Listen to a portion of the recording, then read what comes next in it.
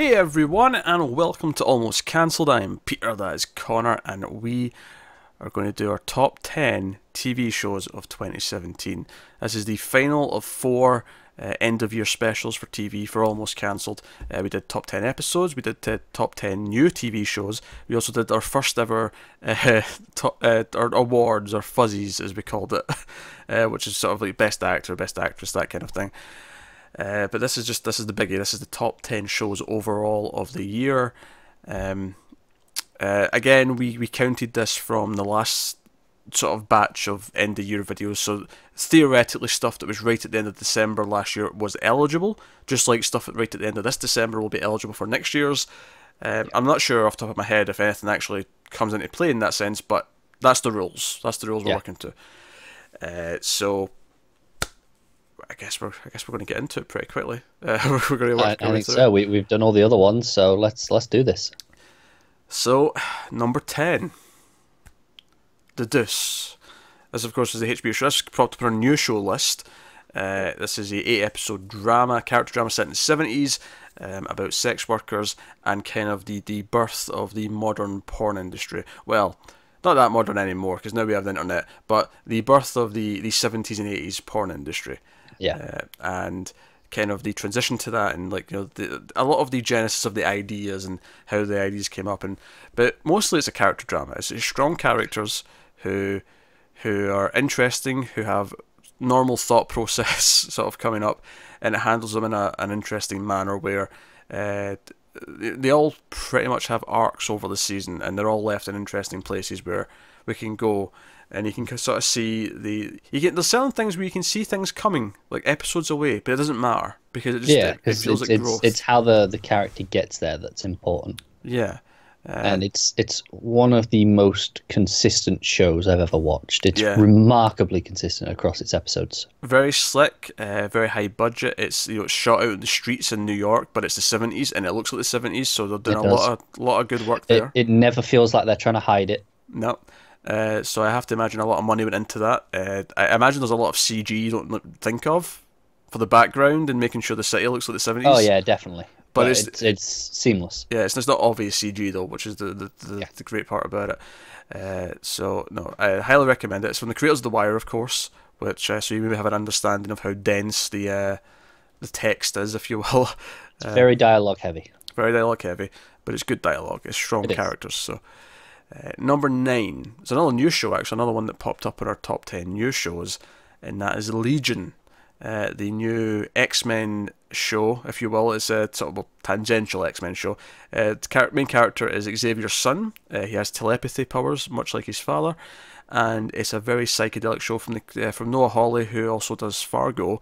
It has that same sort of dark sense of humour, and it plays a lot of games with what it does, because a lot of it's from his perspective, where he's kind of the narrator, if you will. He doesn't actually narrate it, necessarily. No, but it's often filtered through his perspective. Yeah, so he's an unreliable set of eyes, if you will, because there's certain things where it could be in his head, and it's real because he's that powerful telepathically. There could be times where he's just seeing things out in the world next to other people. Yeah, and of course, a large part of this is it opens with he's in a mental institution, so there's always the case of is this just a delusion for large parts of the show? Yeah, our events are delusion, our characters are delusion. There's a lot of that going on. There's a lot of theorizing. It's a bit of a puzzle that you kind of put together as well. The pilot especially is presented in a very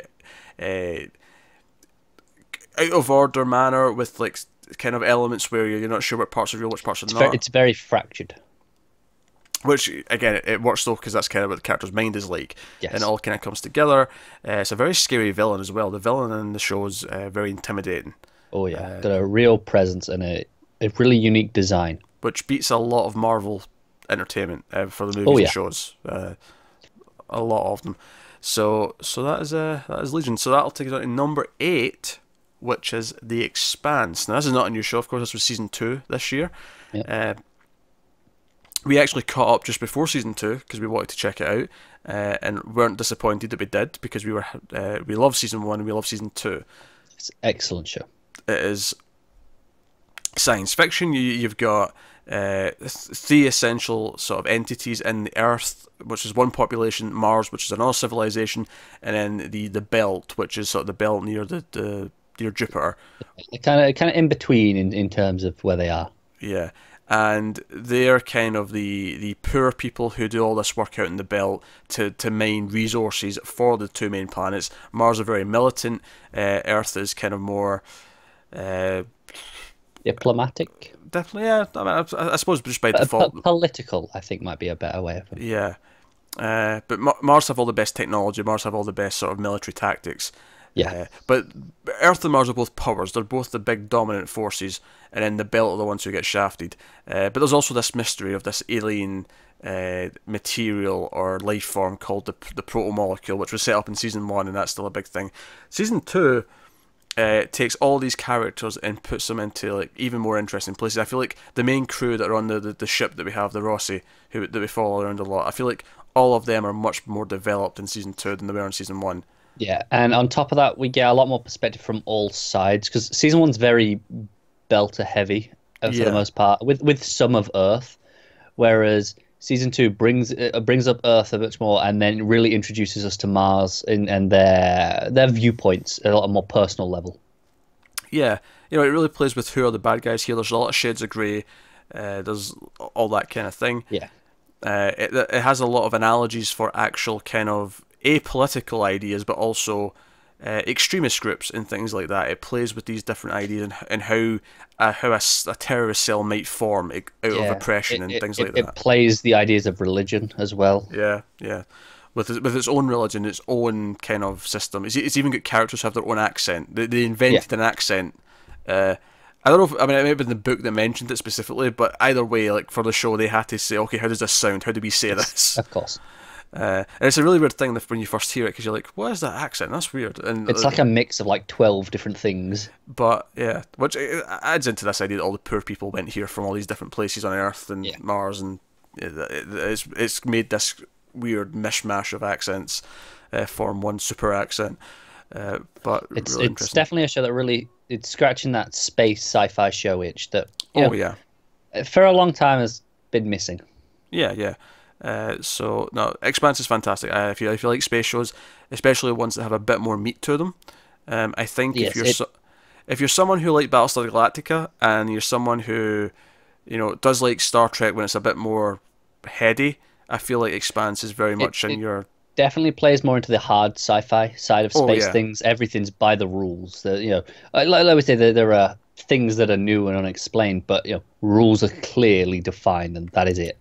Yeah, there's never any sound in space. There's, in fact, one of my favourite things it does with the effects is that you always get this idea of the thrusters, even if it's like a small thing that they're shooting out.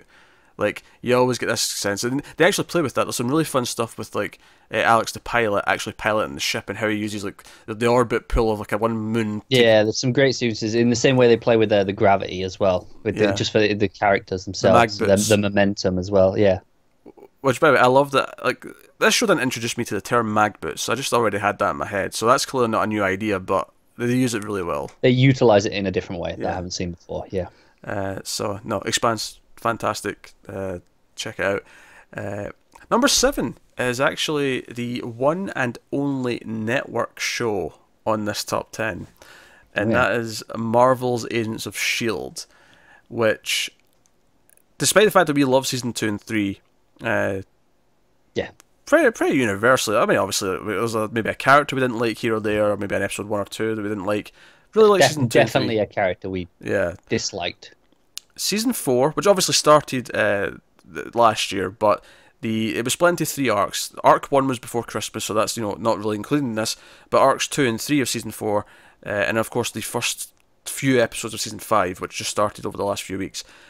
But those 2 arcs of season 4, LMD and Agents of Hydra, which were those 2 storylines, which were both 7 episodes long, back at the start of the year, they are the best this show has ever been. They took this show to heights that I didn't even think we could get to. Yeah, and I am really glad that first arc was neatly not this year, because I feel if I had to genuinely, fairly consider that arc as part of this consideration, this might not be quite as high where it is, because It was a bit of a weaker arc. It was pretty weaker than season 3 as well. Like And that two, to first be arc, honest, and yeah. 2. It was fine, but it was weak.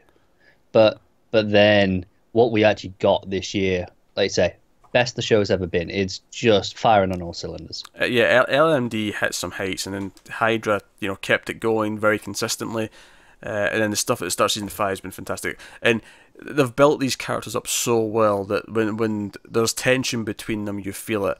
There's a romance on the show between two characters that I've cared more about this pair getting together than I have almost any TV show ever. It's just insane. Pretty much, yeah. And it is also, it fills that thing where it is the fun show with adventure in it, and it has your sort of your more simple superhero and sci-fi ideas, but it's never light. It always treats them with good writing, good pacing, strong characters who play off and make sense. Yeah, they always react to things appropriately. They never just it's never an idea that to us can be introduced flippantly because it's something we're familiar with. Yeah, and to them is always a big deal.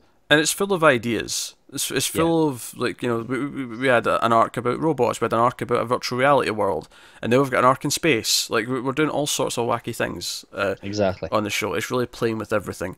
And, like I say, I love the character so much, though. It's got that Scooby Gang vibe that I love. It does. From the hit television show, Buffy the Vampire Slayer. Every single one of these, Easy. I think. Easy. So easy. It's because we always mention S.H.I.E.L.D., so you just get it in. Yeah. That's easy. Number 6 is The Handmaid's Tale. Of course, this was a new show from Hulu this year. This is the dystopian future where men have taken control and women are like officially like second-class citizens. And Yes. depending on their status, they might be essentially these handmaids, which are basically shipped off to a family because getting pregnant is a difficult task in this world, and only X amount of women can actually still do it. And because of that, these handmaids are sent to houses to basically be sex slaves and Yes. produce a child for the commander of the house. And that's what it is. It is a show that is a hard watch. It's hard hitting. There's some really depressing elements. The acting's phenomenal. Direction's phenomenal.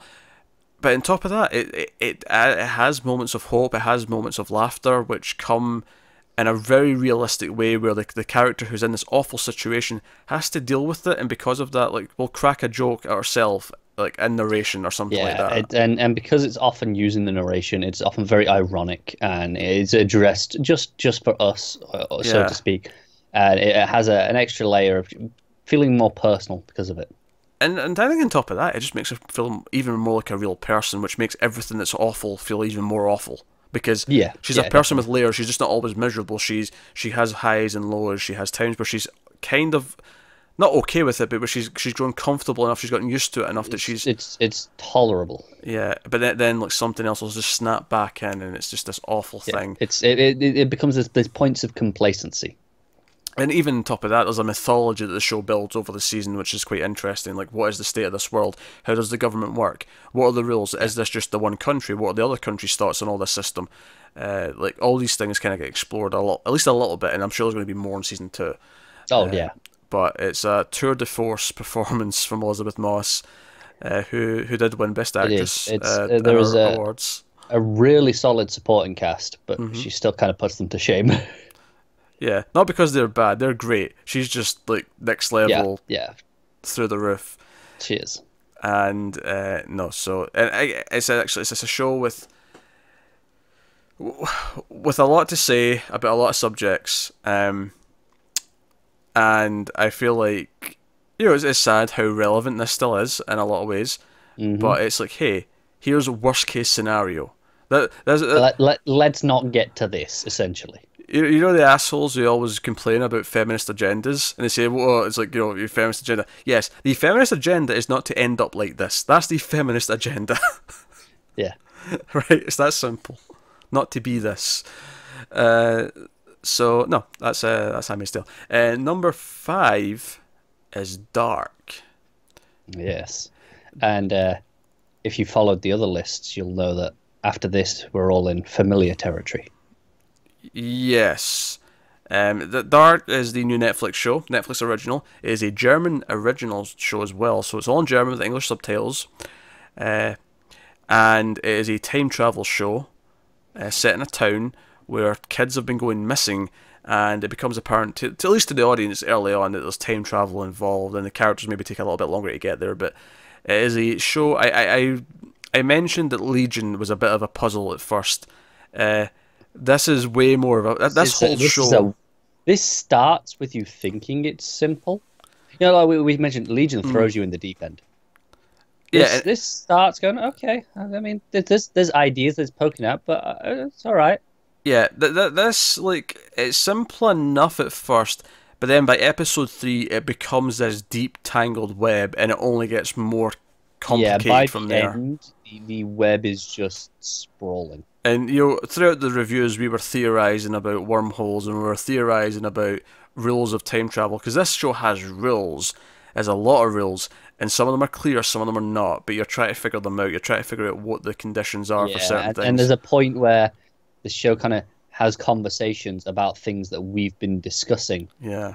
And it's going, oh, okay, no. So, you know, they're aware that we're thinking of these things. It's self-aware to know what the audience is going through as well. It's not just, it's telling its story, but it's going, we know where you are, and we're ahead of you, don't worry.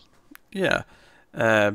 Obviously a very dark tone. It's got a very kind of visual style to it. As does the look and the sound, all of it kind of comes together. It's very consistent in that sense.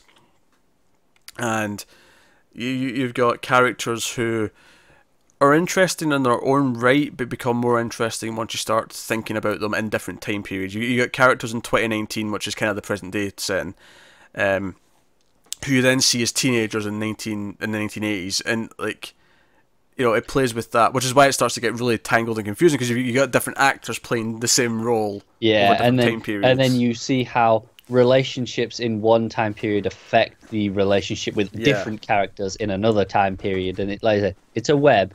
But even us just saying this now sounds complicated, but when you're watching it, you're never confused. Oh, yeah. You know exactly what's going on. The show does a very good job of making sure the information and the flow is concise. It flows extremely well.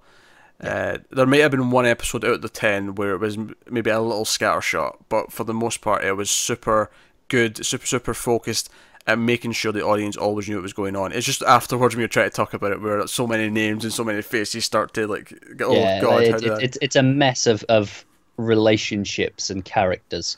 Yeah. So no, that's number 5. Number 4, Stranger Things. Yes. I should say Stranger Things 2, because technically they were actually calling it that. It was Stranger Things 2, yes. Yeah. Which does not make it eligible for a new show, but we'll call it Stranger Things 2. If only. Stranger Things 2 is a less consistent season than Season 1. Season 1 last year was number 2 on our best shows list, if you recall. And Season 2 is less consistent. It starts off a little bit slower. It lets you sort of like get into the characters, see where they are. It plays a bit of catch up. And here's the thing, though: when it gets to the sort of end game, and by end game I mean the last half of the season, it becomes possibly better than Season 1 ever was. Season 1 was more consistent. Season 2, episodes 6, 8, and 9, because there's 9 episodes. Are like 3 of the best episodes. It's this trilogy of episodes where it hits on ideas from Aliens, it hits on ideas from your usual sort of things that you get in this show with like Goonies and whatnot, but it plays with all these things, and the threat is bigger, the horror is more effective, and it plays with the mythology of how big this threat is, and especially the way it ends, it feels like, oh no, I understand the emotion of the possible threat for Season 3. Exactly, and it's such a shame that there's a couple of, like, the first few episodes, they don't falter, they're intentionally slow, but episode 7, at least in my opinion, does falter, and kind of it ruins the flow at the very least of the back half of this season, which does make it, it makes it seem maybe in some ways weaker than Season 1, even though the actual 3 episodes that we're talking about, 6, 8, and 9, are undoubtedly better. I disagree with Connor on episode 7. Quite a bit. And it's funny, actually, I've heard other people who are much more on my side with this, actually. which is nice. I do actually think the placement is a little bit off. I would have maybe swapped it with 6 and let 6, let those 3 episodes we talked about flow uninterrupted. However, I don't know why we were bringing up negative points when we're doing our best. Oh no, I'm saying that's maybe why it's not higher. Because you mentioned how it was 2 last year and now it's 4. Sure. Things like that are the reasons why it's maybe slipped slightly. However, exceptionally strong anyway. Yes. Fantastic music, fantastic payoff. The characters all grow. There's characters who do different things you didn't expect from last season. One character in particular who we didn't really like in season 1 at all became a favourite in season 2. Yeah, it's the way they throw characters into new pairings, and we get some different relationship dynamics than we had before. Completely new things that we hadn't seen before, which kind of really shakes up the interest and does some new things which ultimately benefit a lot of the characters. Yeah.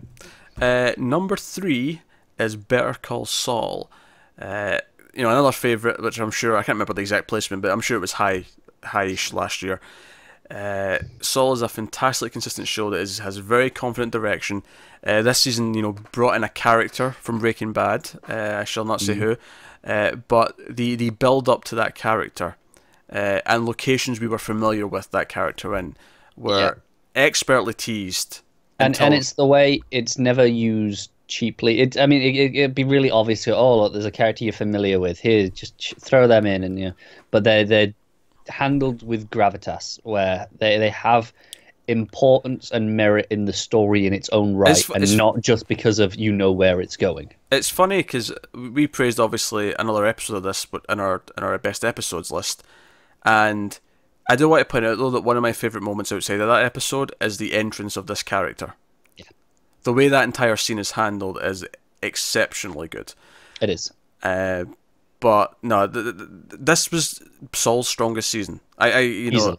And I love season 1 and 2, but I think season 3 it paid off so many character things that were building up. I feel like every character had a really good, strong story. I think this show's only getting better each season. I remember when we did season 1, we said it started stronger than Breaking Bad did. Probably by nature of they're already familiar enough with the characters. They've already got a crew kind of together. They're in the groove already. They don't have to build up.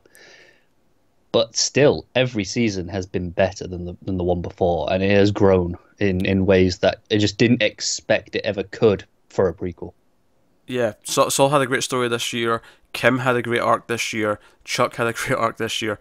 Like all these characters, big arcs. Mike, of course, as well. Mike, funnily enough, is maybe the one who. He's maybe the one character whose story was maybe stronger in previous seasons. It wasn't bad this season, but still great. Yeah, Mike's was probably the most predictable story. Yeah, he had more standout moments maybe in the last couple of seasons, but again, this is just comparatively speaking. Like he was still having a fantastic. And the thing is, Jonathan Banks kind of has such a good way in the role that even though it's things that are going to happen, it's very I said there's a lot of predictable beats. The way it's played is still surprising at times. But no, again.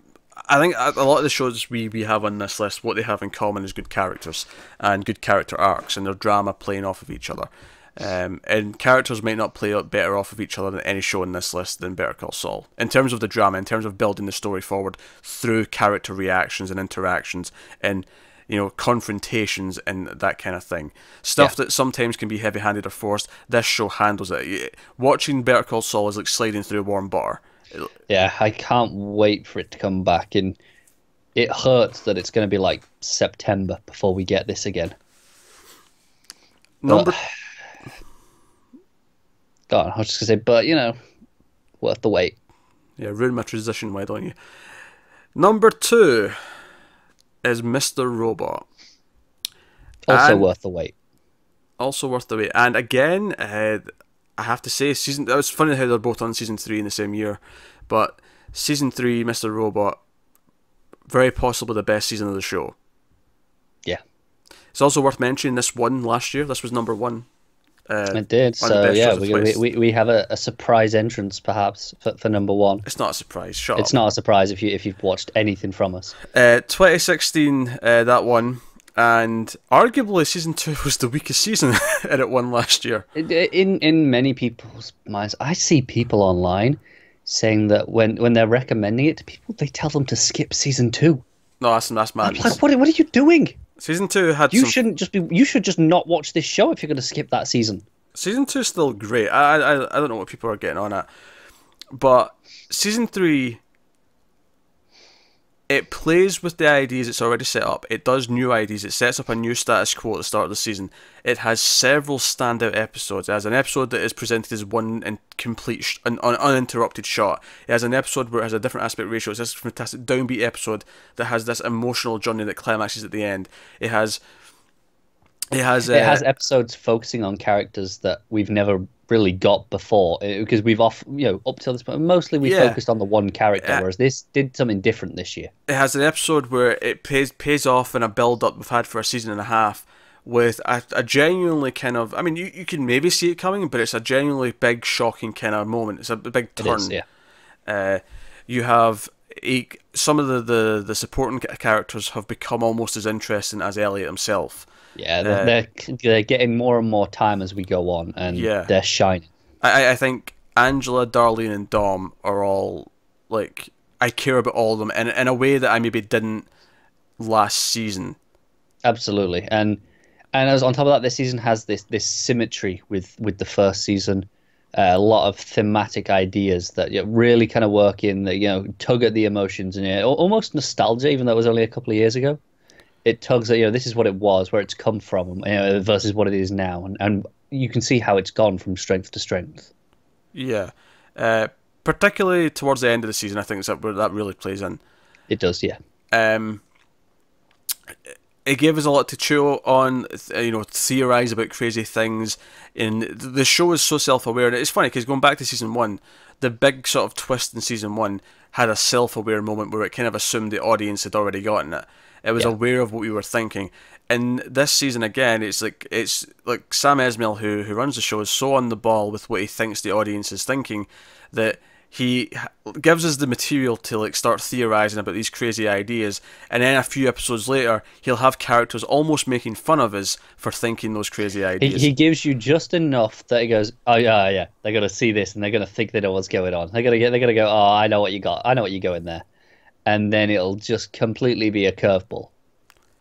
So I'm not sure. I mean, honestly, we were speaking for over an hour for each episode. So I have almost nothing left to say on season 3 of Mr. Robot. Yeah. But except to say, phenomenal, and yes. Cannot wait for season 4, which has been greenlit quite happily. So there you go. Which leads us to number 1. Something else that we spoke for over an hour on every episode. Yes. This will not be a surprise at all to anyone. I will say there was a minor debate as to which was number 1 and number 2. It was always going to be these two shows at the top. Yeah. But it didn't take too much debating to ultimately arrive that number 1, the number 1 best show of 2017 was Twin Peaks: The Return. For us, in many ways, this was the year of Twin Peaks. Not just because it came back, because we started the show from scratch at the start of the year. Yeah, we started in January. We finished the show, the original 2 seasons, like a week or 2 before the return started. Yeah, it was about just a week and a half, and then a week before we watched the movie, which obviously was made after season 2, and then we watched the return. We had Twin Peaks every week of our lives for about 8-9 months. That is there was 1 week that the return took off, and that felt weird in itself because that was the first week of the year we'd gone without it. Yeah, I didn't really notice that much then, though. It wasn't until it finished where I was like, "There's no more Twin Peaks left." Yeah, because I knew it was coming back. It was 1 week off. It wasn't a big deal. Yeah. It was still weird not to have it in my routine though. Like just because like I said, every week it was routine.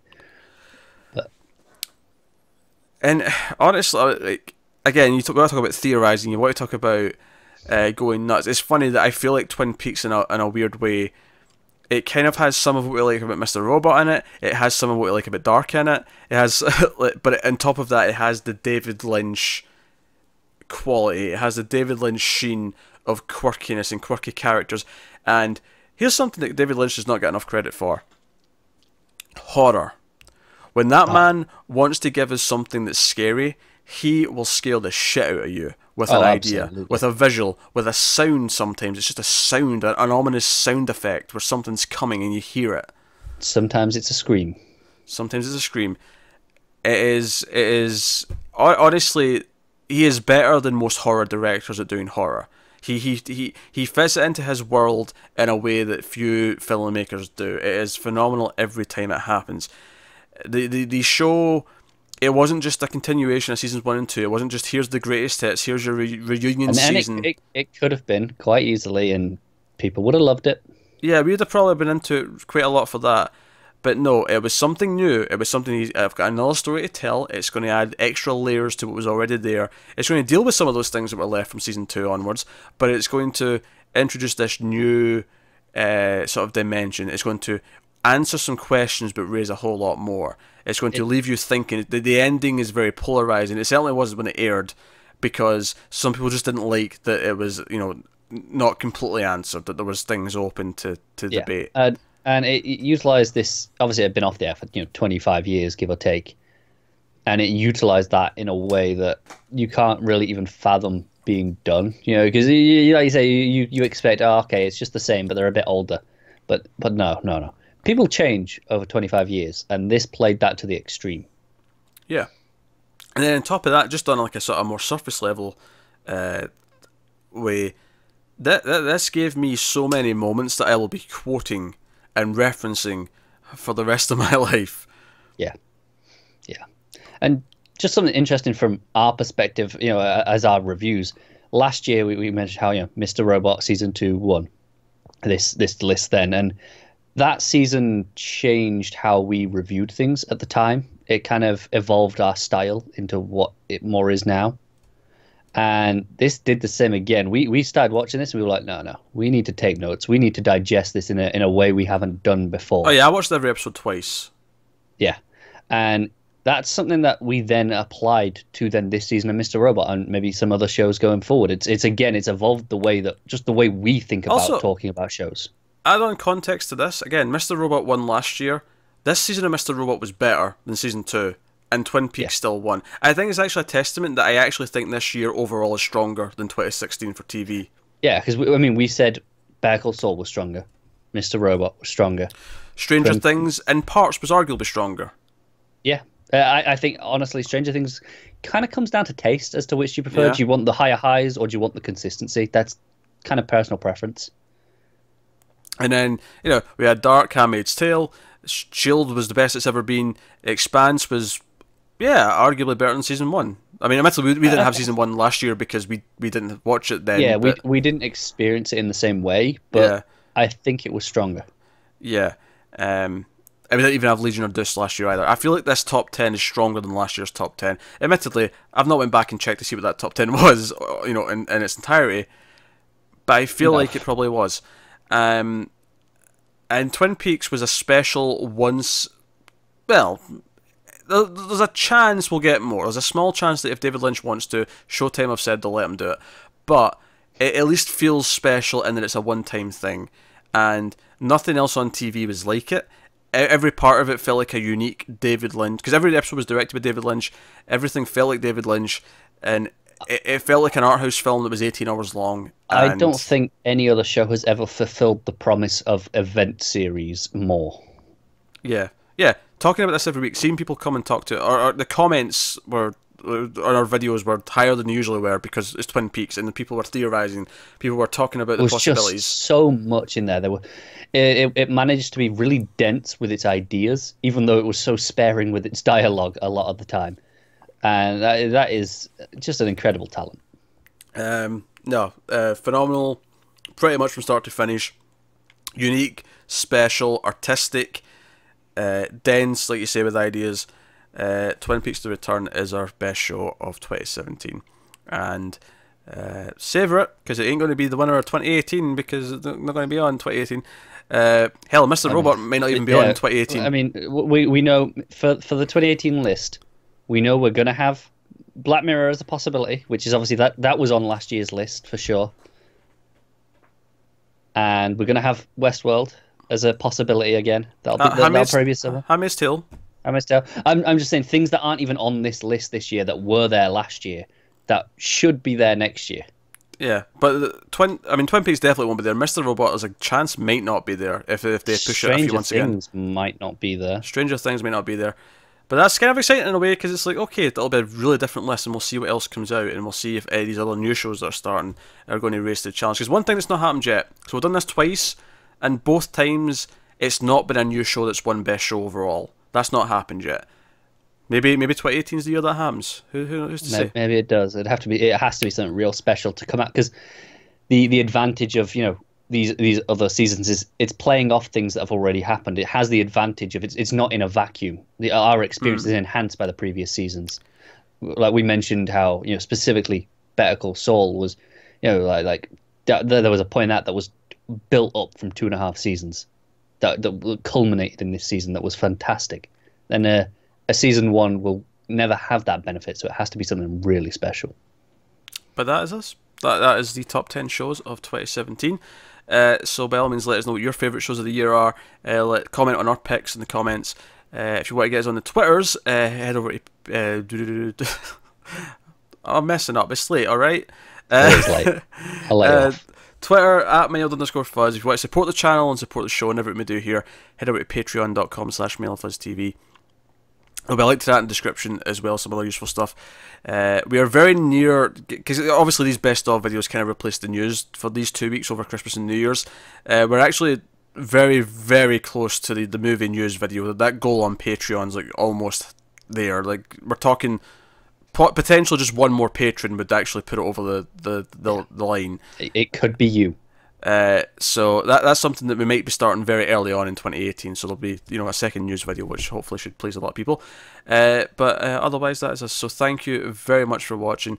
We'll see you in 2018 for TV and hopefully some good stuff, some new good stuff, some old good stuff, all various things. So that is us. So thank you once again. Hopefully you've enjoyed 2017 as much as we have in TV. We'll see you next year. Have you got any vanilla?